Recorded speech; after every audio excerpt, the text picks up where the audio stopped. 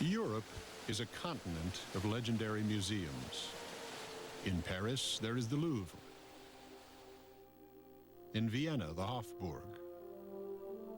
In Florence, the Uffizi. But none of these museums can surpass the vast collections of the Vatican. The Vatican is one of the great artistic and intellectual powerhouses of all time, a guiding hand on the tiller of Western culture and learning, and owner of the greatest collection of art treasures anywhere on earth.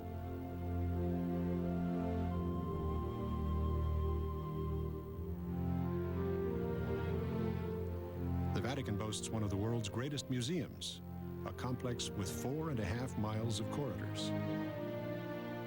And the Vatican's art is not confined to those corridors.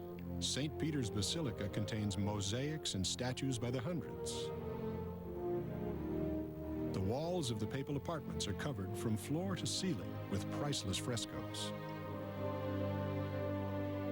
Still more paintings, sculptures, and tapestries travel the world, where multitudes flock to see them.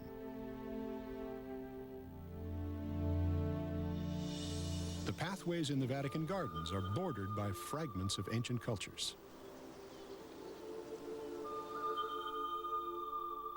At the Vatican, even the library is a dazzling work of art, a frescoed showplace that kept 100 16th century painters busy for more than a year. Their frescoes, paintings created directly on fresh plaster, celebrate the history of civilization, the power of ideas, and the importance of the written word down through the ages. The library holds 150,000 ancient manuscripts. Many of them are breathtakingly beautiful, works of art in their own right.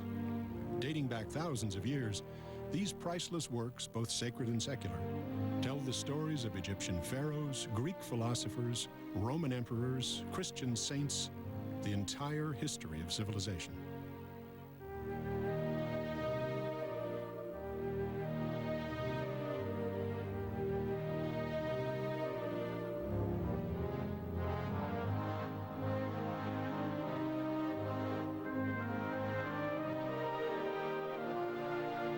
But centuries ago, libraries and books were for the elite, a relative handful of priests and scholars. To communicate with the masses, the church had to speak a different language, the powerful and universal language of art. Art was used to communicate. It was a language to show you all about Christian religion and the Catholic faith. And not too many people read. There were no marvelous, scintillating media forms. This was the media form. A great fresco in the Vatican would be the combination of everything we have today: television, internet, everything, satellite, the whole thing at once. Full-time, live, all the time. Billions and billions watching. So art was not art so much as education and communication. Vital. Much of this inspiring art was the legacy of the colorful and sometimes corrupt popes of the Renaissance. Among them, Alexander VI, father of 9 illegitimate children. Julius II, good shepherd turned great warrior. Leo X, rumored to have said, "God has given us the papacy, let us enjoy it."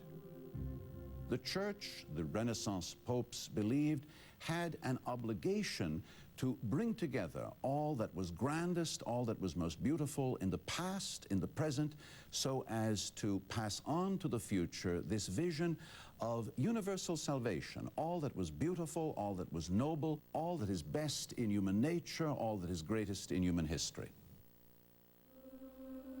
Ironically, it was pagan sculpture that inspired the creation of the Vatican museums. This ancient Greek statue, depicting a scene from the Iliad, was unearthed by construction workers in the year 1506 and brought to Pope Julius.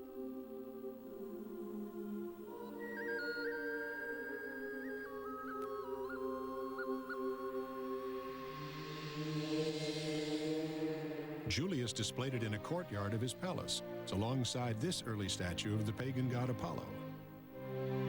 The great collection had begun. With their muscular and heroic figures, these Greek and Roman masterpieces would inspire a generation of Vatican sculptors and painters.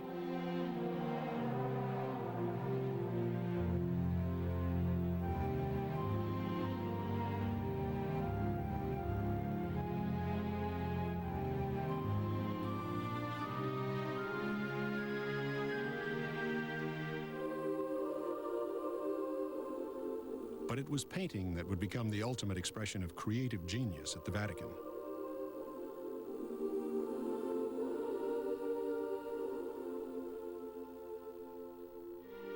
During the Renaissance, the walls and ceilings of the entire Vatican became one vast canvas, a canvas on which great artists came to paint, from throughout Italy and the whole of Europe as well.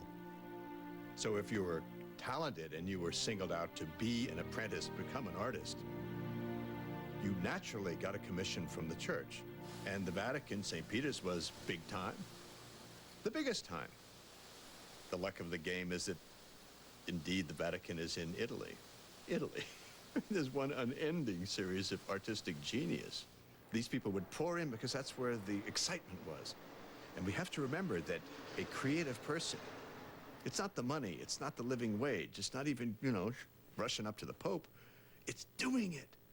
It's seeing your great idea. That's it.